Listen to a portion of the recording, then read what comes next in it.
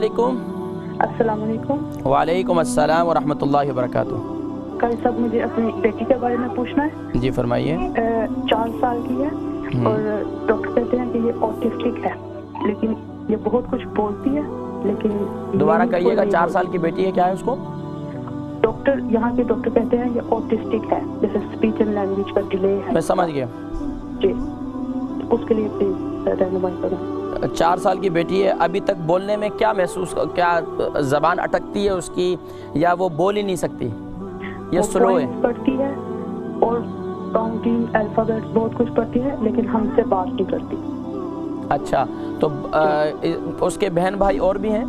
جی، اس کے 2 بھائی ہیں، اس سے بڑے ہیں۔ تو وہ بچے ماشاءاللہ تیز ہیں؟ جی، وہ تیز ہے ماشاءاللہ۔ تو یہ 4 سال کی بیٹی شروع ہی سے یہ سلو ہے؟ جی۔ تو باقی اس کی نیند وغیرہ ٹھیک ہوتی ہے بچی کی؟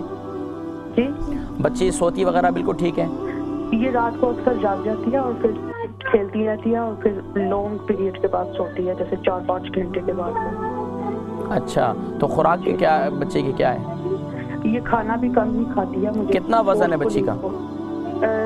18۔ بچی کا وزن بھی کم ہے، تو میں انشاءاللہ العزیز آپ کو بتلاتا ہوں پروگرام دیکھیں انشاءاللہ، ٹھیک ہے؟ بہت شکریہ، جزاکم اللہ خیر۔ بہن ہے، ان کی 4 سال کی بیٹی ہے، بولنے کی پرابلم ہے اس کے لیے، اور اس کا وزن بھی کم ہے۔ دیکھیں، بسا اوقات یہ ہوتا ہے، قدرت کی طرف سے یہی ایک معاملہ ہوتا ہے کہ بسا اوقات کوئی بچہ جلدی بول جاتا ہے، کوئی بچہ دیر سے بولتا ہے۔ اب بچی چھوٹی ہے، انشاءاللہ مجھے امید ہے کہ انشاءاللہ یہ آہستہ آہستہ مزید بھی بولنا شروع کر دے گی، لیکن بسا اوقات حافظے کی کمزوری ہوتی ہے، تالو نیچے ہوتا ہے، تو اس کی وجہ سے یہ پرابلم ہوتی ہے۔ تو اس کا بہترین طریقہ یہ ہے کہ صبح جب آپ اٹھیں تو روزانہ پابندی کے ساتھ صبح بھی اور رات کو بھی زیتون کا تیل لیں، سر میں دماغ میں ہلکا سا ڈالیں، اس کو ہلکا ہلکا آرام سے مساج کریں۔ روزانہ یہ پابندی سے 2 ٹائم آپ یہ کریں، ایک عمل یہ کریں۔